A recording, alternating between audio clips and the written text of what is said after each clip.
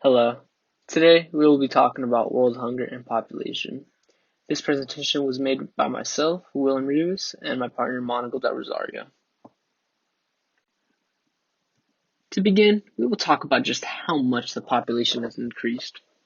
In the graph provided by the textbook, Essentials of Sociology, A Down-to-Earth Approach by James M. Henselin, a drastic increase in the population began in the 1800s, and since then, the population has increased by over 6 billion people, and totaling to over 7.5 billion people in present day. Since the 1990s, though, the world has seen a near 3 billion increase in the world population. With this substantially increasing till this day, it is projected to hit 9.5 billion people by 2050. With that small introduction on how the population has grown throughout the years, that leads us to ask, since the 1990s, world hunger has dropped 40%. With the enormous population increase since the 1990s, how is this possible? And we will break that down into three important components to answer that question. So there have been improvements in social practice and improvements in agricultural practices. And finally, we will talk about how that population is coming to use. First off, we got improvement in social practices. From a United Nations report with the programs, it helps out specifically the more poor residents. It could help them get access to employment for people who are in need for a job. With education, kids are now able to learn and they could possibly help out the future for the better by being more financially stable. Now with healthcare, people shouldn't be worried to pay when going to hospitals with the help of healthcare. With that being said, these programs can help families get their hands on food. Next, we have improvement in agricultural practice. The way farms have changed their practice is drastic. Back then, farming wasn't as easy as it is today. With the technology that we have today, it helps farmers do the daily things they need to do during the day. For example, genetic engineering can improve plants' health.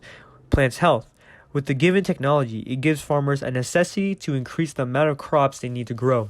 With many barns now having Wi-Fi and many more technologies such as an automated feed and climate control, it helps out the farmers to be more careful for their animals. Looking back at it now, farming now is more efficient and easy than it was back then. With all this technology, the farms now have and results in producing more for less labor. And finally, we will talk about the use of the increasing population. For starters, the least industrialized nations have more children in a family. Comparing Western countries to the least industrialized, there's a drastic gap in the number of family members. The children are loved by their parents, of course, but are also seen as an economic asset. As James M. Henson states, children will take on tasks that their parents will do. For example, they will work on farms, handle younger children, and more. So basically, they will come in as a substitute when they need to, or when parents are unable to perform those tasks at that moment.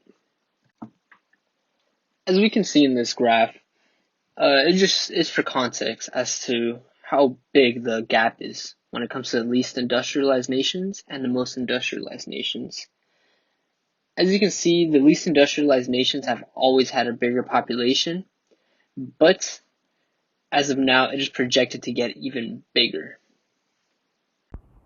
Going back on the topic of children being an economic asset to the family, the United Nations provides a graph as to how exactly they are an asset.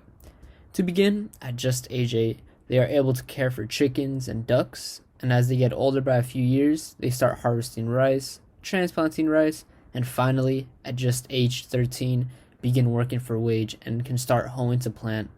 As families have more children, it only grows their agriculture, as they have extra workers to expand it.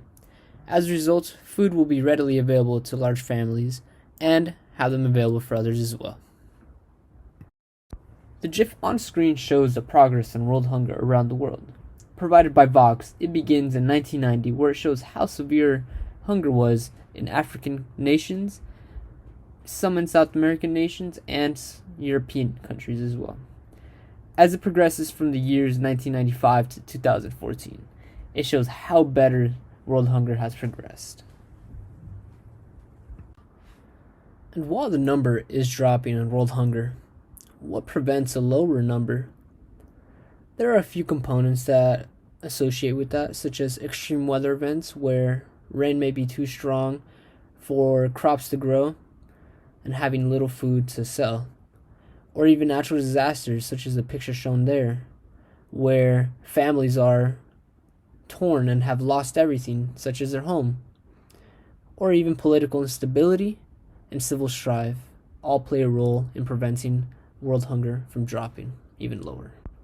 To conclude, we thank you for your time in watching our presentation.